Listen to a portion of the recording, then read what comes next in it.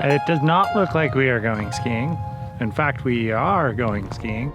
But right now we are just admiring where the hell we are, which is just absolutely stunning. This is insane.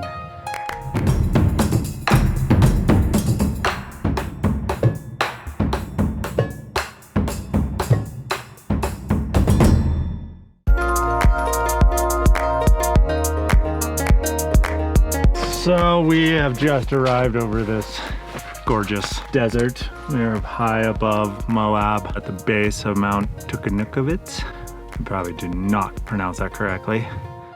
We got some friends showing up tonight and hopefully talk kind of about mountain cultures and mountains, how important they are.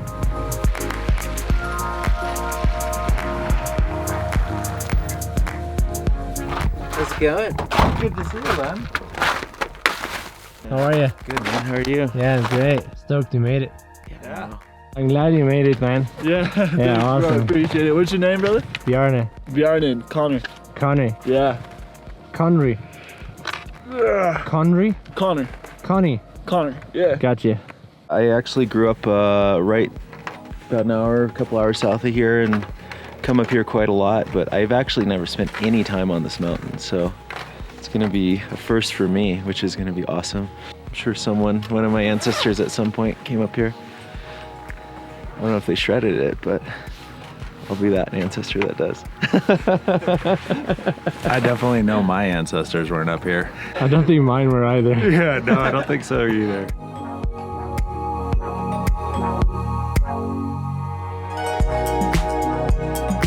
As a Navajo person, their whole identity is based on mountains. And I see we have that framework to understand mountains, the Tibetans do too. And how do we create a common language and understanding about these places in ways that can bridge some of these divides that cause things to completely fray? These places are relatives in a spiritual sense and in a lot of cases in a very scientific sense. Your body is made of 70, 80% water, whatever. Where did that water come from? It came from the mountains above you. In almost every case of life on Earth for human beings, our water's coming from snowpack. And so I think for me, it's about really introducing myself to this intimate relative. A relative so large it can take and give me life. We are ya day. We are ya way away. We are ya day. So that's a traditional song from Lakota ceremonies where they're just singing to the creator and you're asking him to take pity on you. And so I like to sing it before we go up on backcountry adventures. Yeah, it's just a good way of reacquainting yourself with all the relatives out here like that. I'm trying to learn our mountain songs and they're really complicated. That's what I'm listening to now. So is it the same song? It's different. It's we have this call and response with the mountain, and it's basically, first song is the mountain asking, who are you? Who are you? And you say, it's me, your grandchild.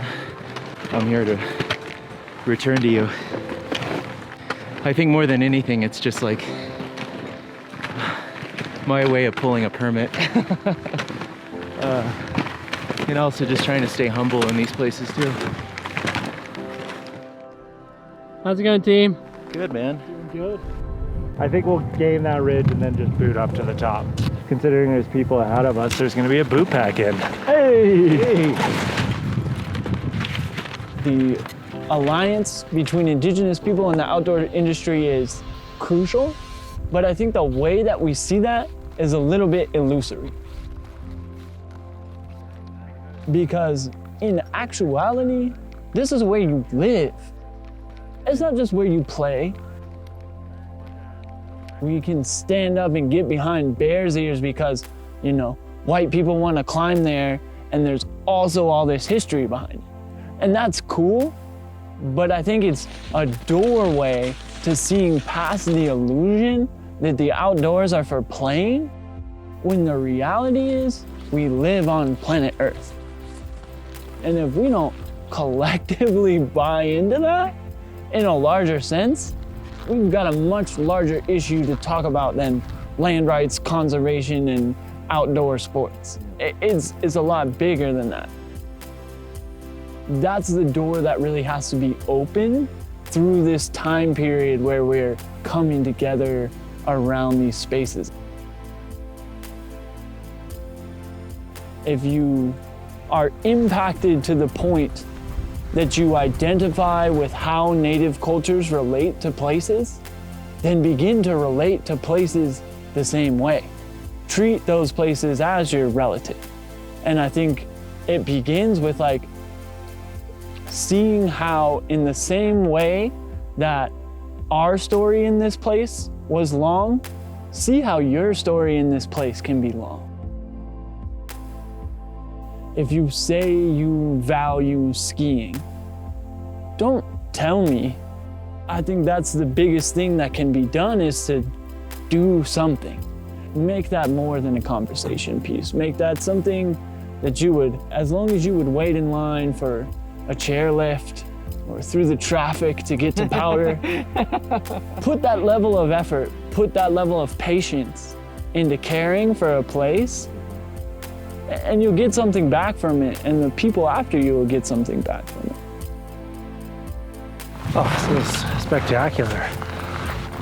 I mean, I think the reason why this line is a classic has nothing to do with the skiing and everything to do with where this mountain at is in the world. It is unbelievable. How we doing, buddy? Dude, so good. Oh. It's a heck of a way to see Moab. How you guys feeling? Just loving it. Look at that. Now let's go skiing, yeah? Traffic!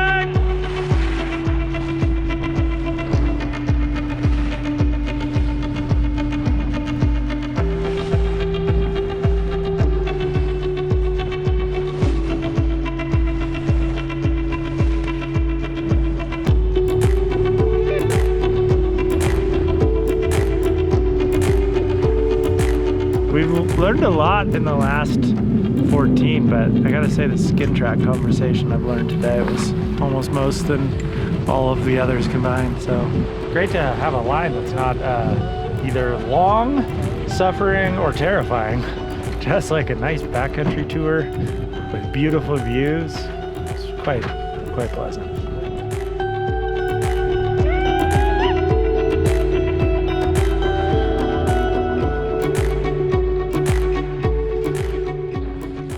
The way I feel at the bottom of a line is what makes everything else in my life move. And whether it's that you are fueled by the passion of it, you're amazed by the way you navigated the danger of it, or you just had a kick-ass time, it doesn't really matter because your tank is just full. There's a lot of things in life that inevitably aren't gonna fill your tank. There's gonna be things that are difficult. And being in the mountains is the thing that is difficult that makes me better.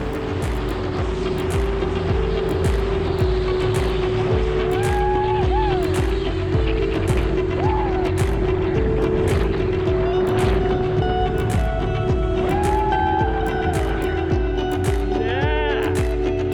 That was insanely fun. You know, Native people aren't driving the car on how to conserve these places anymore. This is why we think this place is special. Here's a lens to look at it, compare and contrast of like why it's special to you. That was awesome, dude. Good job, man. Nice one, Cody. Indian mountains. Beautiful places. Cool people.